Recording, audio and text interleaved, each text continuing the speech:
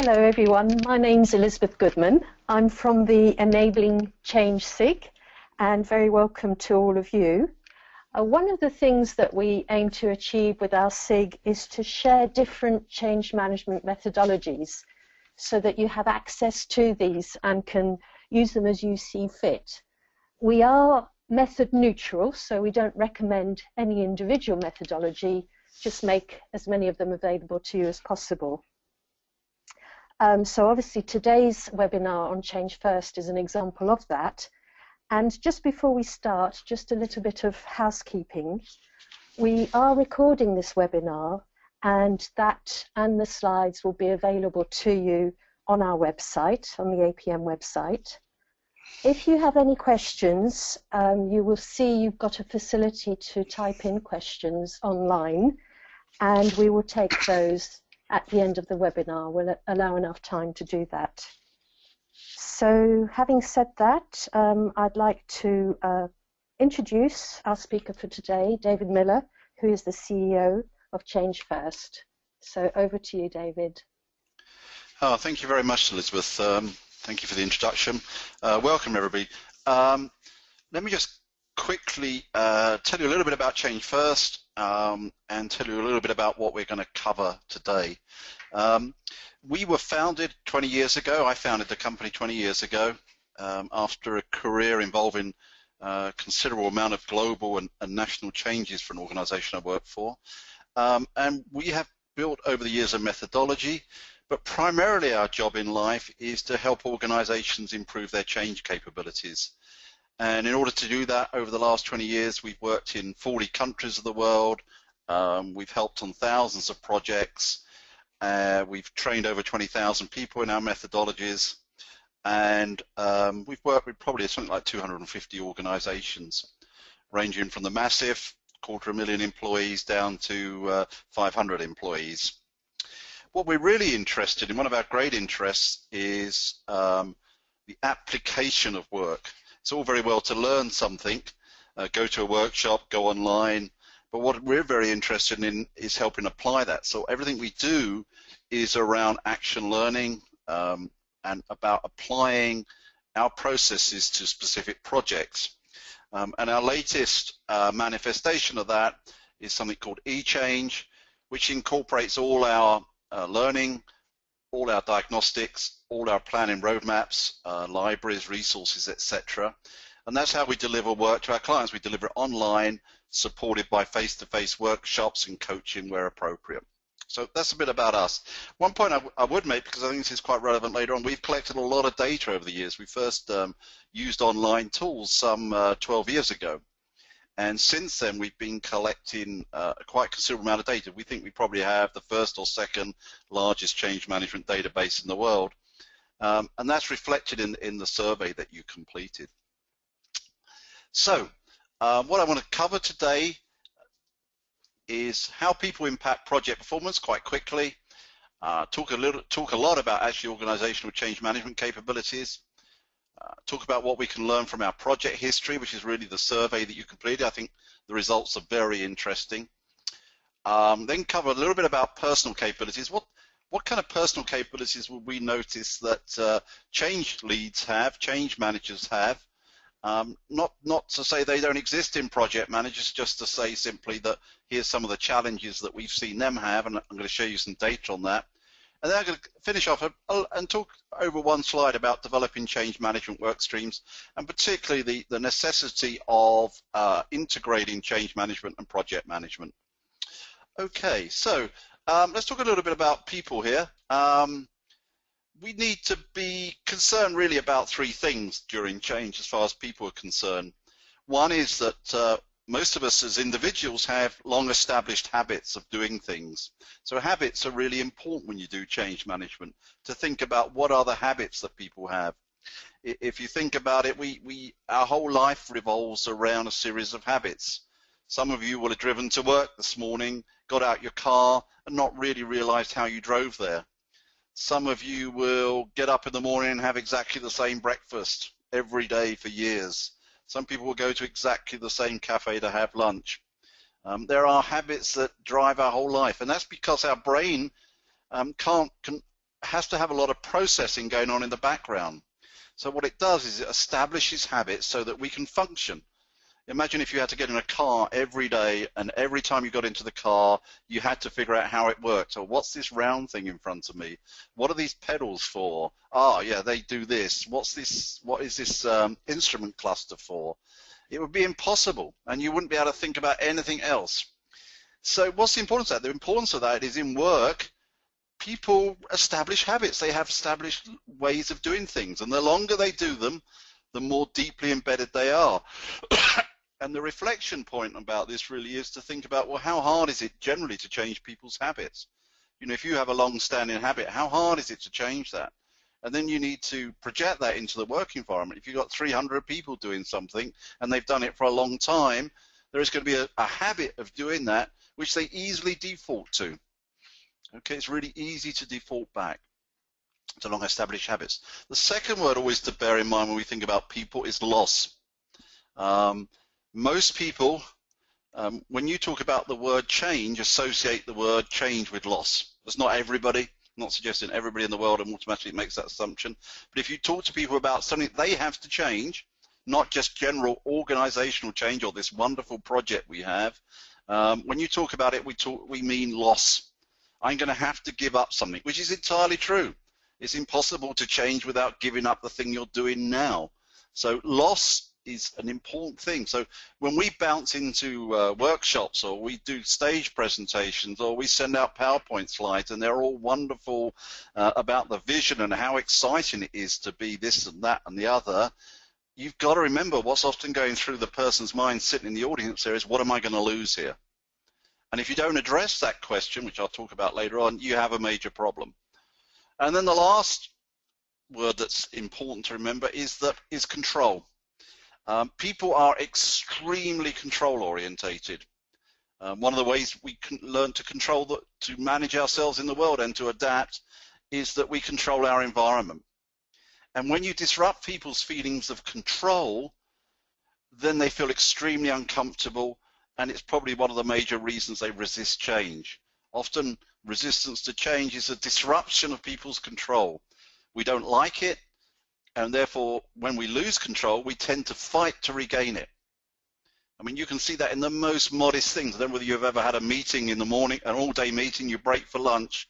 See what happens when you move everybody's place cards around and ask them to sit somewhere else. You know, people feel extremely uncomfortable. Suddenly something that was quite in their control is no longer in their control. So imagine if you project that into the world, and you keep on entering into the world of work, and you keep introducing lots and lots of uncertainty, what you're going to get is lots of loss of control and lots of resistance, which can be managed. We'll talk about that later on. So if you don't manage these things, you know, you tend to get resistance, and resistance is effectively any opposition to the change in the status quo. People like the status quo, the as-is state, the current state. And so they tend to resist when you try and move people from the current state. And we're going to see this in your data later on, which is really interesting in the way it illustrates these points. Okay, so if we get that, if we get resistance and we don't manage the people side of change, what we tend to get is something we call installation. So what you start out to do is to implement change, but effectively what you do is install it. And installation means that, for example, when you're implementing technology, we may put the hardware in and the software, and we give people technical training, and it all looks great. But the reality is nothing really changes because people's behavior stays the same. And in order to implement change, we need to not only install the change, put the technology in, train people, make sure it works, but we need to change people's behavior. Otherwise, you get a value gap, and that's the real rationale for change management on projects, is without change management, you get a lot of installation, which appears in the first few months to be great, but effectively, as the project rolls on, the benefits decline, and very often you'll end up doing the same project twice. Just call it something else the next year. So installation is a really important concept, installation versus implementation in change management. It's the real rationale why we do this, because if we don't manage these people side, we don't manage habits, and we don't manage loss, and we don't manage control, we don't manage people's inevitable resistance, what we tend to get is installation. And once again, your data illustrates this quite nicely when we get to it. Okay, so what can we do about it? Well, we need to manage we need to build our organizational change management capabilities. I'm going to talk about the way we display that, but I think they're kind of eternal truths. I think there are 6 things which need to be managed by organizations. And whether you use our methodology or somebody else's, I don't think that's absolutely kind of mission critical. But what I do think is really important is that you learn to understand and manage each of these. So I'm going to give you an overview of the model, and then I'm going to go through the 6 capabilities. And as I talk about the 6 capabilities, I'm going to try and give you one really important thing to look out for in each of the capabilities so that you can think about some immediate application. Okay, so we split these 6 capabilities, the critical success factors, into 2 halves. Organization segments are really those, organizational factors are those factors which the organization needs to manage and tends to do at a project or program level. So they could be the communication plan, they could be executive leadership, they could be making a strong case for change.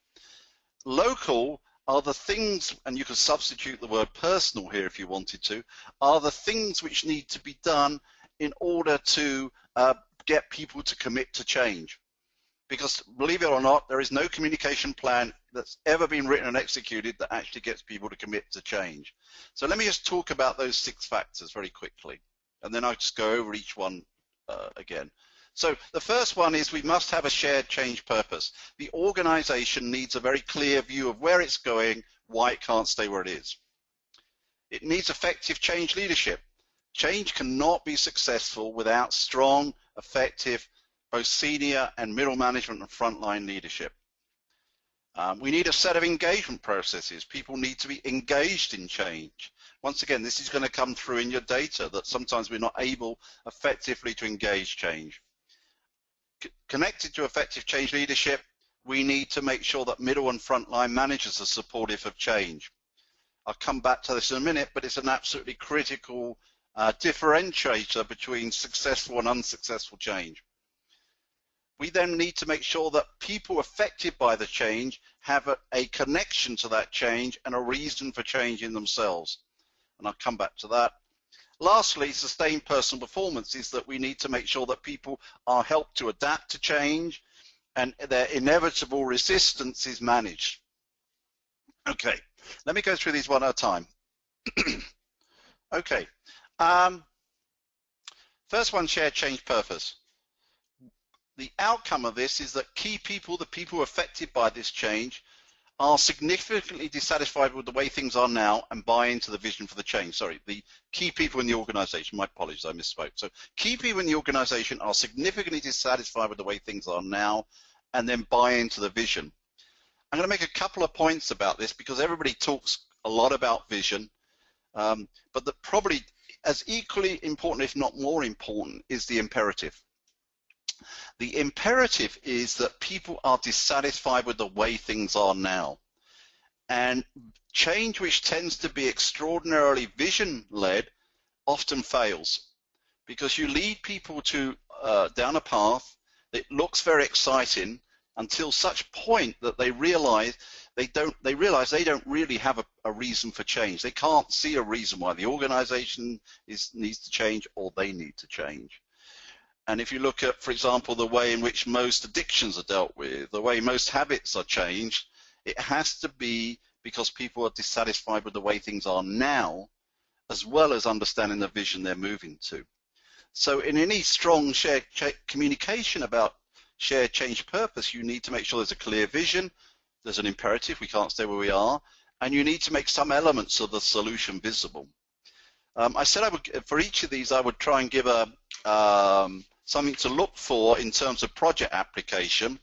In this case, in the first one here, is without a doubt, if this shared change purpose should be created by the leaders of the program or the leaders of the organization.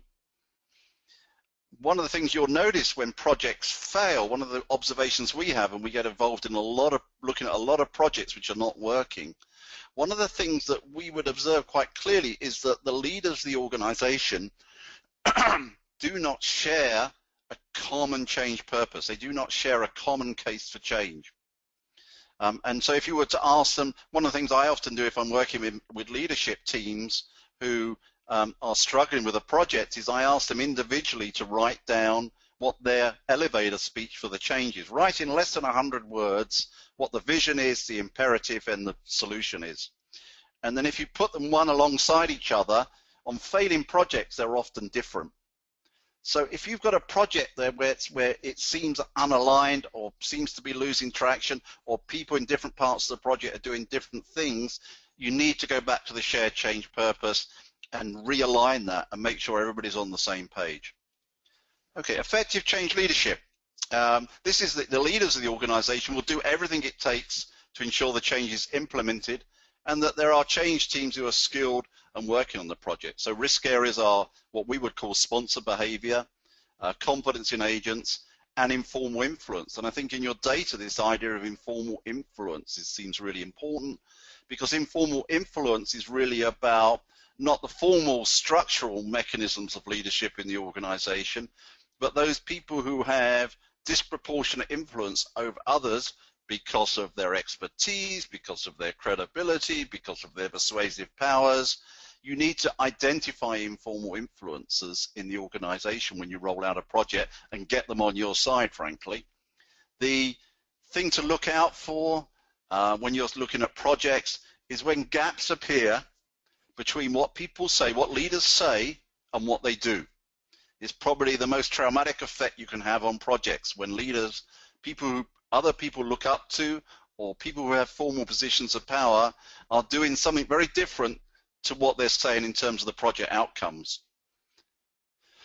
So one of the most common would be, for example, in anything that looks like cultural change. If the leaders of the change don't behave in the new way, or are perceived not to work in the new way, the project generally grinds to a halt. Okay, so gaps between say and do.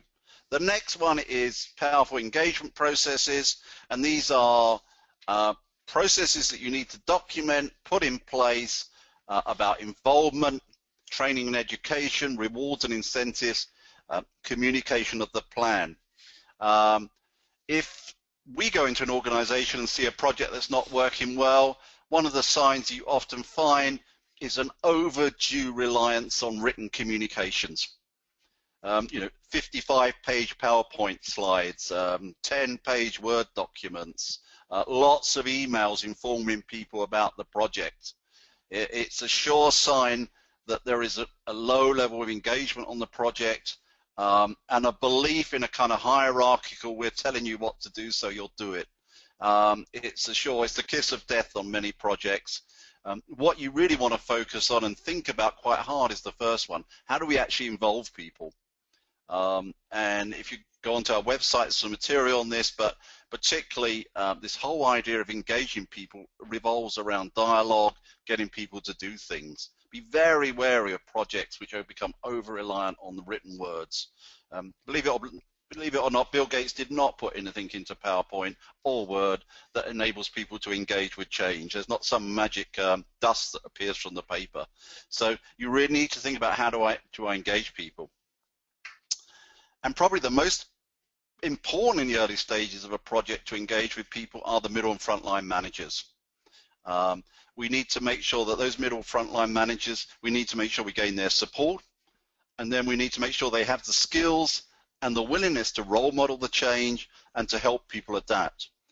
Once again, key indicator of projects going awry are communications which go to everybody in the organization at the same time about the change, very low preparation of middle and frontline managers to help their people with the change, alienated frontline and middle managers because they've been treated like frontline, like everybody else, so why should they behave in any responsible kind of manner?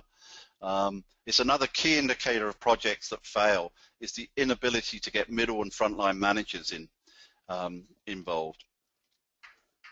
So strong personal connection, we've got two left. Strong personal connection is sponsors and agents understand how to connect people to the change and key people who buy into the need and vision for change. So what we really mean by this is at some point during the change, you've had the organizational messages. At some point, the middle and frontline managers, people here we've called committed local sponsors, need to be engaging with their people and need to be engaging with their people where they're coming from and where they're starting from, not from some place that is, 65 floors up in an organization or in some distant program office. At some point, if I'm I don't know, I'm a production worker or I'm an office worker or I'm a salesperson, at some point I need to be engaged. I need to think about, well, why do I need to change? How viable is this solution for me? What do I have to do to be successful? And the only people that can do that job effectively are the frontline managers. And so you need some way to engage with those people and to help those people. The last one is that, oh, sorry, I forgot to give the tip, a comment there. So I guess my key indicator when I go around an organization is if people ask me to look at a project, one of the things I like to do is just wander the floors and to talk to people without management being there. It's probably the most instructive thing you do on a project. And one of the things that you would look for is people just being unable to describe the project to you in any sort of meaningful personal terms. We're going to do this differently. We're going to do that differently. People saying things to you like, I just don't understand how this is going to work. People saying things to you like, I've done this for years. I don't understand why we're changing. And when you hear those things, you need to do something about it. You need to react to that, and you need to adapt your change plans, get frontline managers involved, get more local people involved in terms of helping them make that jump. And I'll show you the consequence of not doing that in a second. Lastly, sustained personal performance is really about helping people adapt. So make sure to help people adapt and regain. I said increase performance in here, but I think often it's regain their performance levels. And it's interesting because change is often founder at this stage. We can have the best strategy. We can have a change program which is beautifully executed, has a great change management plan executed flawlessly, but actually, despite how much the organization wants it, individuals are still resisting it because their work relationships have changed. They're worried about their future security. Learning curve is where you teach people something, but you don't give them enough time to learn it and adapt it and practice properly.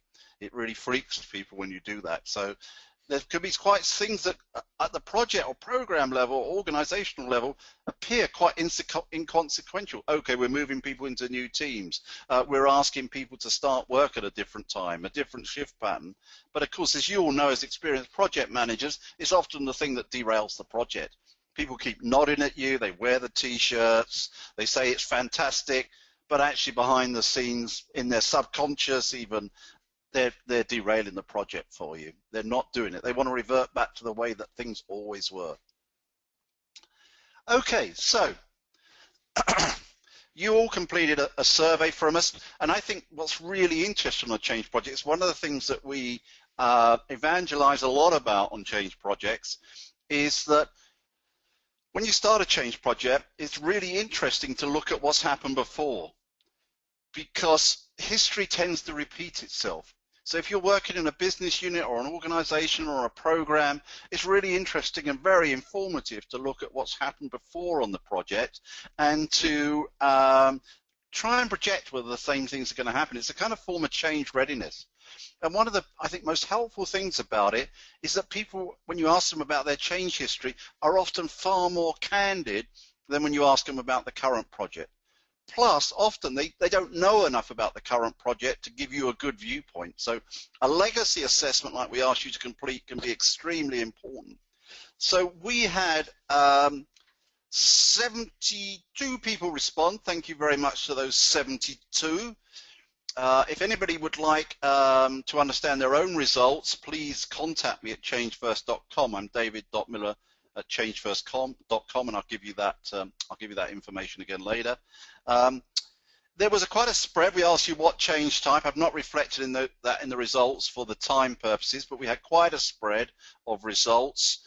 And so this is what we saw. The first question, we asked you a lead indicator question. We asked you where you think people landed up. When I look back, people were here, and so we had there were 6 on a continuum. There were 6 potential points you could choose, and this is how the results come up. I've sort of color-coded them rather brutally here. I don't quite mean red, amber, and green, but it just maybe makes the point. The first 3 are all really about different kinds of resistance that people may be having. They're openly resisting. They have personal concerns. Remember, we were just talking about those. Or they may have organizational concerns, which is, I kind of get it, but I don't understand why the Ford Motor Company is doing this. I don't really understand why, I don't know, Volkswagen are doing this. I don't understand why my company is doing this. And in that case, we had something like 30, this is really interesting data. We had, you're reporting back that about 33% of people were still resisting change. That's slightly higher than our benchmark norm, incidentally. If you go onto our, you download a white paper on this survey, which we have on our site, you'll find that that tends to average out about 25%. So you're seeing slightly higher levels of resistance right now. You're then seeing about, the graph is a little bit short, but you're seeing about 49% of people accepting change. And then you're seeing about 18% of people committed. This idea of acceptance is very interesting. In my mind, it kind of correlates quite heavily with installation. Because acceptance is, I'll do it, but I'm not really committed. I don't have a lot of choice. I may have been coerced. I may have been, I don't know, pressurized in some way. I may just have too much on my plate and I just can't be bothered to argue with you. I may not have the power to argue with you. So I'm going to accept it. And it's often the consequence, incidentally. I didn't want to show all the data for this because it gets, I don't want it to be a data fest, but it's often the consequence, acceptance, incidentally, of quite good organizational level change. Remember, I talked about organizational versus local, but very, very low efforts at localizing the change, very low levels at personalizing change. And you can understand that really, because commitment is essentially a personal thing. Commitment is not something I get from a PowerPoint slide or going to one meeting which has 200 people there.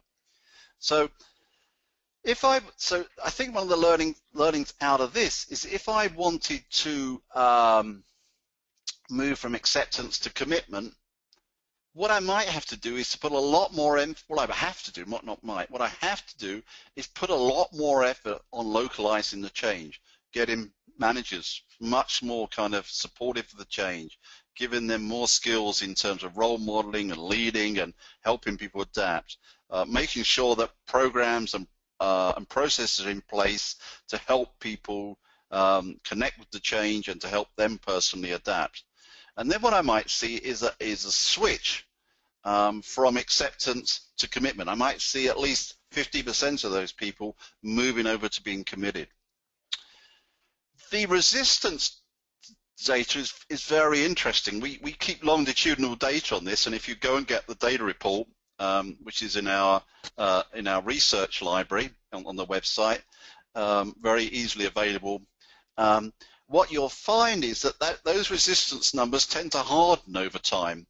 So one of the things you may see is people moving from acceptance to commitment, given the right change tactics, but actually resistance seems to harden. It seems to harden around 25%.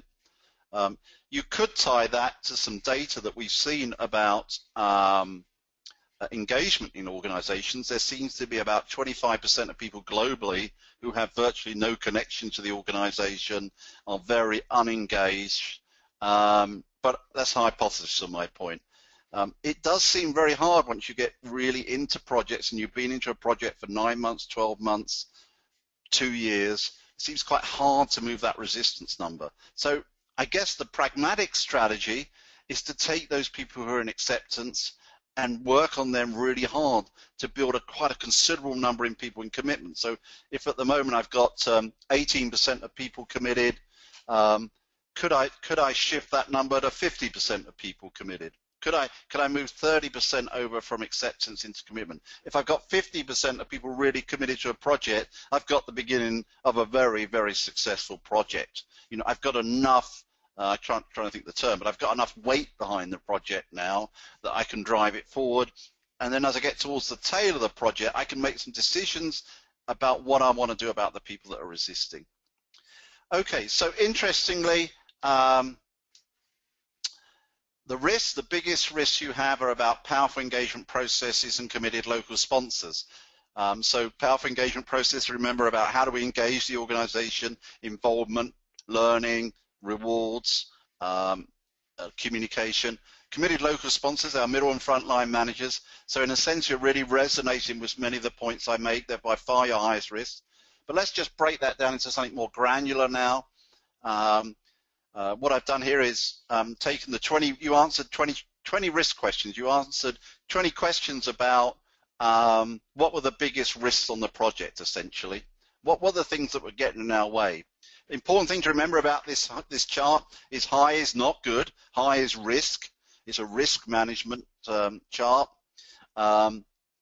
So what you're seeing there is some, you know, things which really kind of tie back to what I said.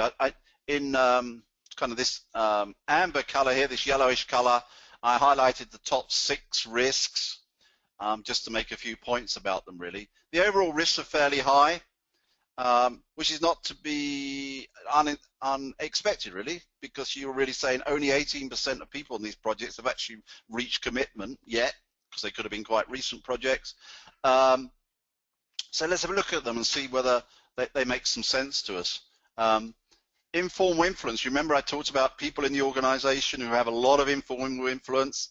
You know, if you go into a sales force, you'll always find, if you ask, well, who do people look up to? Who do people talk to a lot? Who communicates to other people a lot? Who has a good network? They're always identified 2 or 3 very common individuals, maybe only one. That's informal influence. It's influence I have that's unrelated to my position in the organization. And it's clear that's a risk factor, that we need to identify those people at the beginning of projects, and we need to put a lot more effort in terms of persuading those people, getting those people to participate in projects in order to us to build up a high level of informal influence, to build up a network that can drive this project forward. That links pretty closely, I think, to involvement. Involvement is the 2nd or 3rd biggest risk that people are saying. The lack of engagement with people is really harming the projects. Rewards and incentives in our database is always the largest risk. You're seeing that very clearly here. I think there's a lot of confusion. I don't really have the time to go in it. There's a lot of confusion about rewards and incentives. Our observation would be quite clearly that people spend far too much time with rewards, either not doing them or trying to find ways of paying people bonuses or linking them to complex organizational metrics. The evidence about rewards as people go through change is actually small rewards, financial or non-financial, it differs a lot from people to person, can be very effective. But things like people seeing that they're personal from somebody, people seeing them close to the event, people seeing them as being appropriate to the effort they put in, can be extremely important.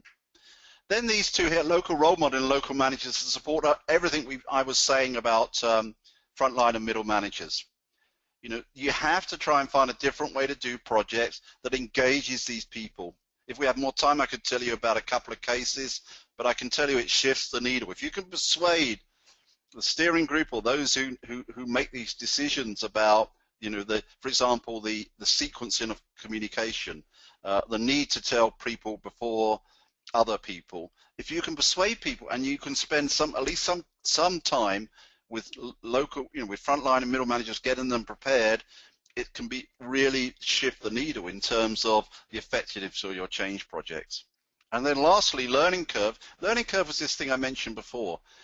As I said, people really don't like it if you teach them something on Friday and expect them to do it on Monday, or you teach them even worse on Tuesday and expect them to do it on Wednesday. People do not like it, and it's a major cause of resistance. And we have to find ways to help people learn. We have to find ways to get people to test things out, to learn in environments where they're not being judged immediately, to give people a chance to practice back on the job, to get coaching from other people. These things, as you can see here, because you look at your own data, can be incredibly important. Okay, given our time, we've got. I want to talk for about 10 more minutes. I'm going to move on now, but if anybody, as I said, wants to know more about those surveys, then please contact me. So what capabilities lead to project success? I chose this picture deliberately, but the major reason is that I quite like the look of it. I think sometimes we're kind of, it represents what happens on some projects, but don't read any more into it. Okay, so first thing is, I want to look at some data about what are some of the challenges that that change managers need. We're strong believers that project managers can make great change managers, that you can have all sorts of structures operating in projects. You can have separate change leads. So I'm making no judgment in here about the existing skills that the listeners have, that you people have. But we did collect quite a lot of data in 2011. This, once again, is available on our website for download for free if you want it. And what we identified was that there were a whole lot of challenges. We gave people a massive list and asked them to prioritize them. And then we kind of selected the top 9 here. And you can see these kind of stand out a lot from the others. So what were the biggest challenges? Because I think it gives you an insight into kind of the skills that people need to be successful. 2 of them were really about leadership, gaining the support of senior managers and gaining the support of frontline managers. So I mean, if you added those 2 together, it'd be by far the biggest risk. One of the, we've taught change agents for many years, and one of the observations that almost everybody has who never did change management before, who didn't do change management work before, was that they are always surprised how much time they spend with management versus the employees, the adapters. We call them adapters, people who have to change. And it's true, a lot of your work in change management is about getting middle and frontline managers to do the right thing and have the right skills and to do what's appropriate. So a lot of your time as a change manager is often working with quite senior people to get them to role model the change, to do something.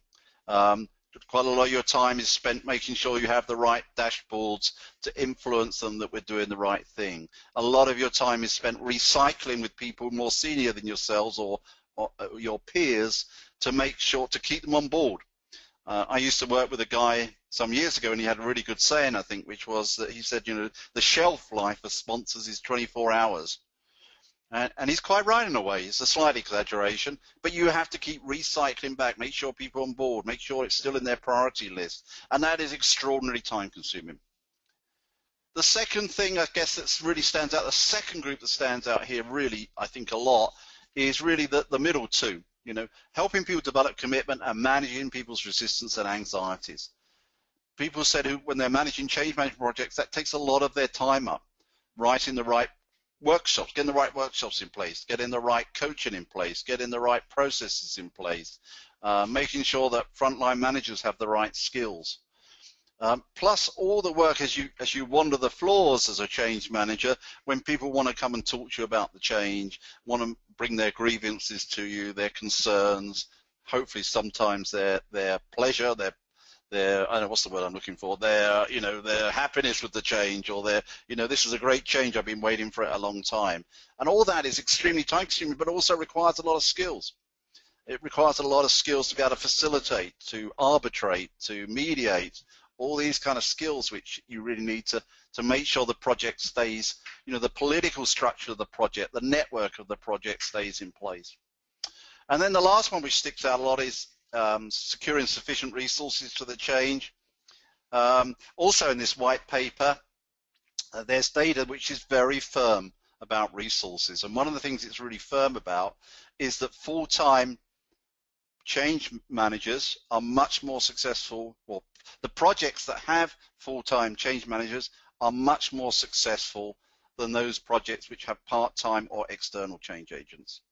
Okay, that does not mean there's not a role for external people, but if you're totally reliant on external people to provide that for you, they tend to be less successful, those projects, than projects that have full-time internal people, maybe with a blend of external consultants helping you, contractors, etc. But you've got to be very thoughtful about the resources you put on project. Securing those is sometimes an easy task, sometimes a monumental task, but it's an important task. Okay, coming down, this slide is taken from our eChange application, and I'm using it really to make a point that we've spoken about change management. We've talked about things like loss and habits and control and installation. We've looked at 6 critical success factors. We looked at things like powerful engagement processes, committed local sponsors. So there's a whole load of kind of concepts which people need to know. A body of knowledge around change management, which is important for people to secure if they want to do this work really well. But at the end of the day, it has to fit into the way in which a project's deployed. And it's really important to make sure if we have a project management approach that we kind of link in the change management actions that we have. It's important, for example, to create dashboards for steering teams that have, you know, project and process and people measures on them. It's really important to have risk logs that have change management risks in there, people kind of risks. And it's really important that at each stage of the project, we know what are the change management actions which have to be put in place. And so this is an example using Prince 2, but you can see that, I don't know whether you can see my pointer there, but you can see that we have at the startup phase, we know that we need to build a kickoff plan. And in the kickoff plan is making sure there's a very clear shared change purpose statement, that we've analyzed, done an initial analysis of impacts and risks, and that we've planned the kickoff of really effectively. You know, how are we going to create communication, which is two-way communication, dialogue? How are we going to make sure that people build understanding about this project? How do we make sure that leadership is coalesced behind this project? You know, that we're not like chasing up the hill, and you know the old thing about the grand old Duke of York. You know, he chased. You know, that our leadership for a project doesn't include the other leaders in the organisation. So how do we make sure all those things happen? And so we need to take our concepts and our processes and our body of knowledge, and we need to link these two things together. And what we found is that's relatively straightforward. The distinction you have sometimes is that the technology part of the project, the process part of the project, some of the project steps are kind of logical and programmatic and have to be done at a certain point.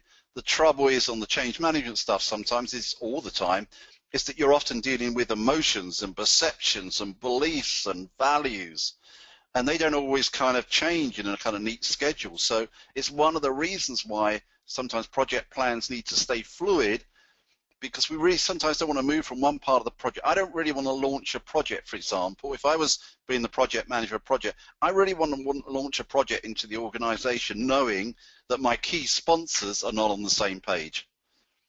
All I know is that that's a sure indicator, it's a lead indicator of frustration and possible failure, and the person who will be blamed will be me. That's for sure. The program manager or the program director, or whoever the title is, will be the person who gets the blame. And so what I need to do is to find a way to fix that, even if I have to have a slight delay in rolling the project out. There's an old change management saying which is called pay now or pay later.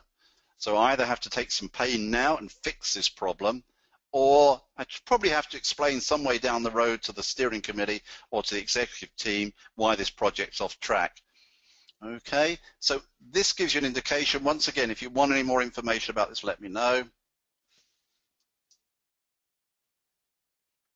Okay, so if you want more information, I'm about done. What I've tried to cover in this is, sorry,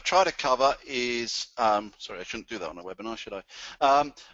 What I've tried to cover is what are the key kind of personal issues that affect change management, that affect the success or failure of projects, and they're all to do with habits, loss, control, resistance, the fact that, you know, from a business perspective, we could install rather than we could implement. We should be implementing projects, but we frequently install them. It's about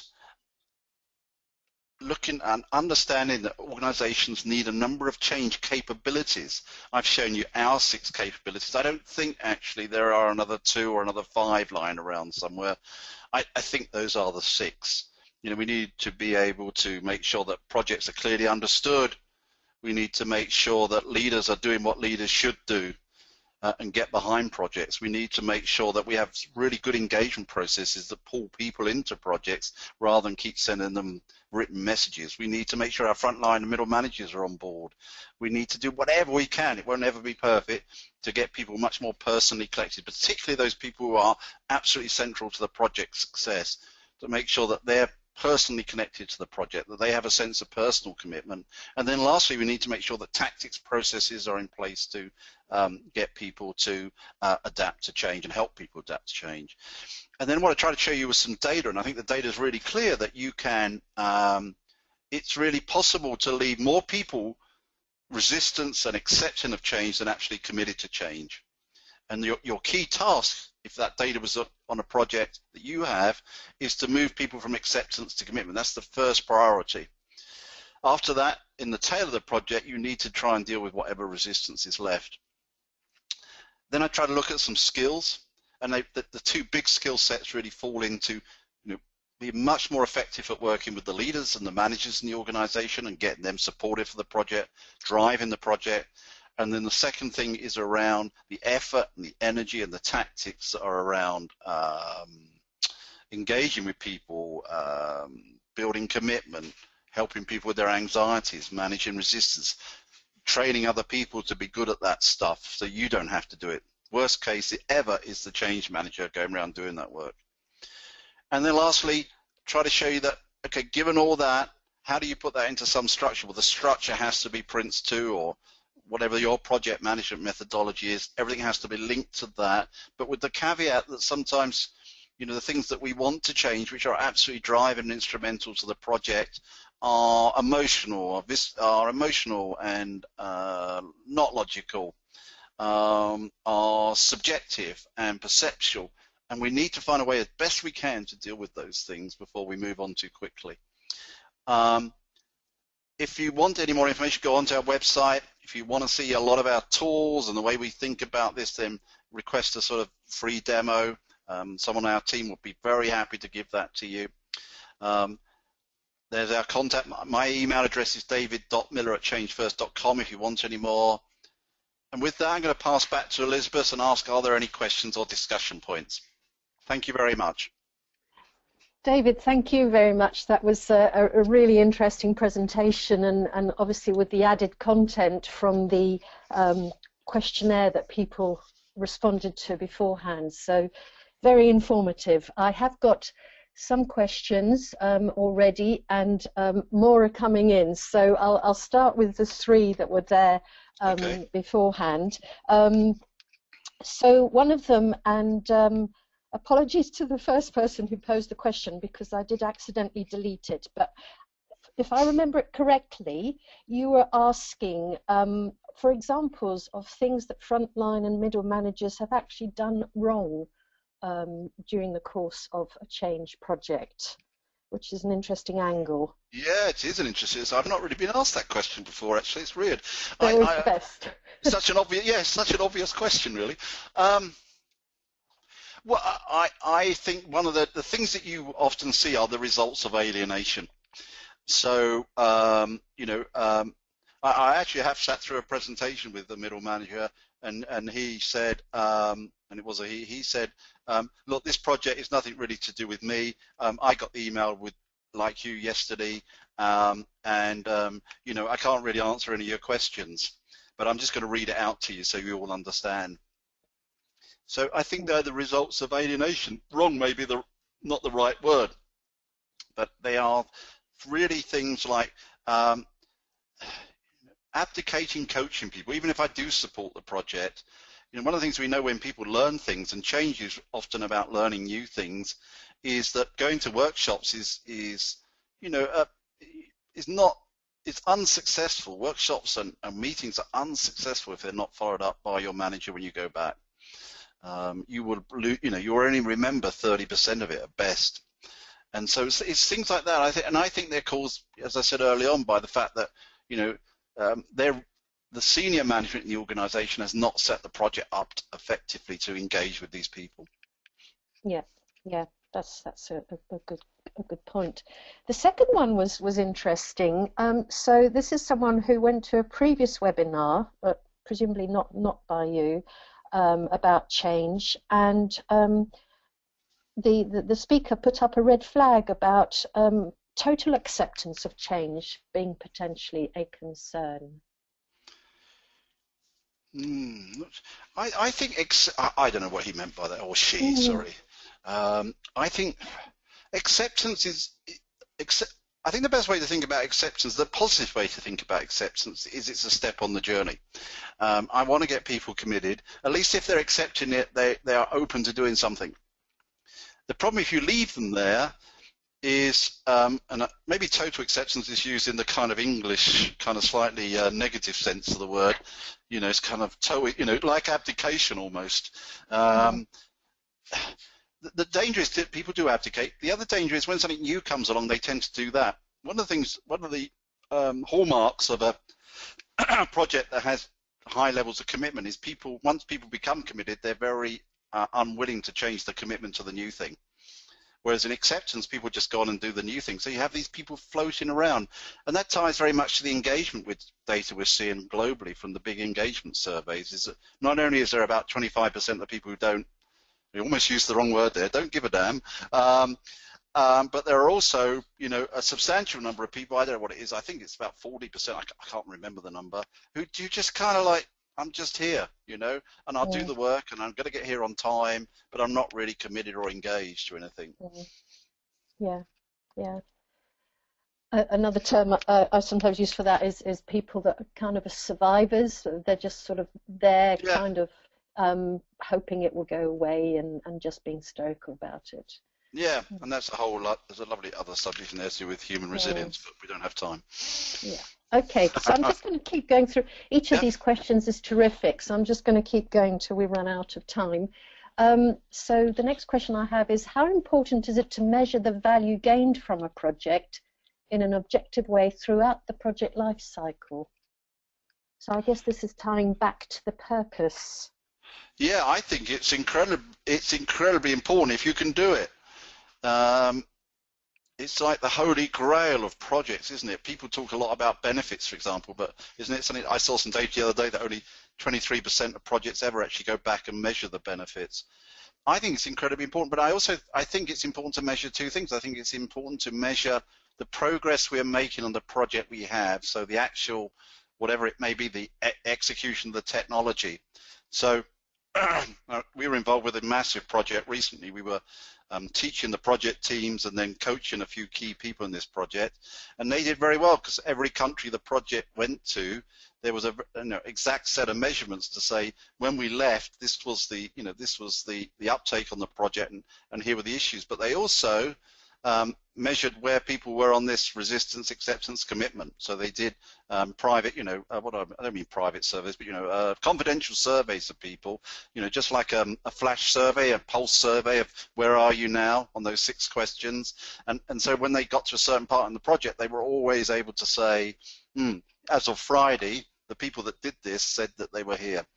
And I think those things are incredibly effective, particularly in organisations which seem to be becoming more and more measured, and people seem to value data so much more. So a similar one, I think. I'm trying to get my head around this question, but I'll read it out as it is. How would you approach a situation where the project results in financial benefits for the business?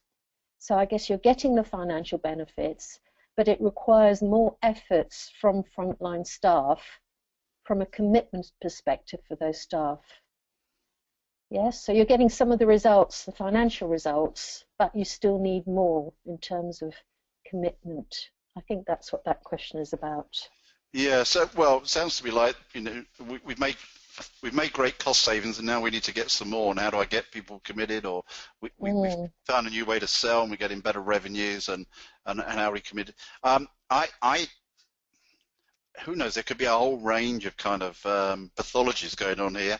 But when I think about, let's assume it's a positive situation. Let's assume the financial results are things we've been looking for, that people kind of, and now we need more. I think where I would start really is in engagement. I would start thinking about how, rather than having to tell these people and grind more out, which is always possible. In any organization, one of the strategies you always have is coercion. I can always, I run a company, and in a push, I can always coerce people. In any organization, we have a level of coercion we can use. Let's assume we don't really want to do that, because the long-term effects of that and using that repeatedly are not great. So what am I left with? I'm left with then trying to find a way to get people to either participate or persuade, really, or reward. So I can either get people engaged. I can try and persuade them and say, hey, great job, guys, we're going to do more. I'm the Jose Mourinho of change management. This was a good season. We only lost 2 games. Next year we're going to lose 1 and score more goals. Or I can try and reward people and get people to, in some way, gain from that. Let's assume the last one's not possible, and therefore I'm left with 2 strategies. I either engage with them or I participate. I would start with the engagement. How do we look? How can we create some groups to get more value out here and find different ways to keep saving costs or adding revenues? Okay, lots more questions. I think I'm going to do a couple more. Answer them quickly then. Yeah, with change taking place, it seems all the time. How frequently should an organisation undertake change management? I think that's a fun question. Yeah, I think it should be institutional. I think it should be part of our DNA. We should always be thinking about change management, and it should become part of what we do. We should think about, our leaders should think about it naturally. If you want to be an agile organization, which I think maybe is a subtext here, agile organizations have one thing in common, really agile organizations, which is they all use consistent processes and they use them all the time. Because people, it's a hallmark. Agile is not we make it up as we go along. That's just a lot of nonsense that's sometimes promulgated by certain books. There's no evidence to support that. So we need consistent processes that are used at a micro and macro level.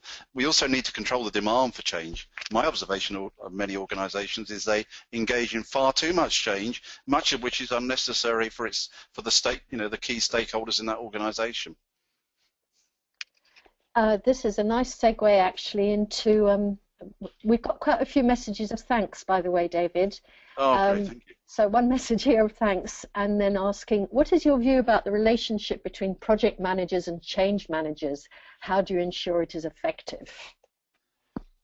That's a good one. Yeah, it's a nice one. I incidentally have seen this work both ways. I have seen change managers who are really lousy project managers, because people, I know you guys are all from a project environment, but in many organizations, projects start elsewhere, in business units, etc. And I've seen people like OD specialists who are terrible project managers. And vice versa, I've seen project managers who are quite poor change managers. But on the converse, this is about I'll get on a quick hobby horse. I believe in the democratization of change management. What I mean by that is I mean that anybody in the organization with an IQ of 100 or above can learn to do change management really effectively.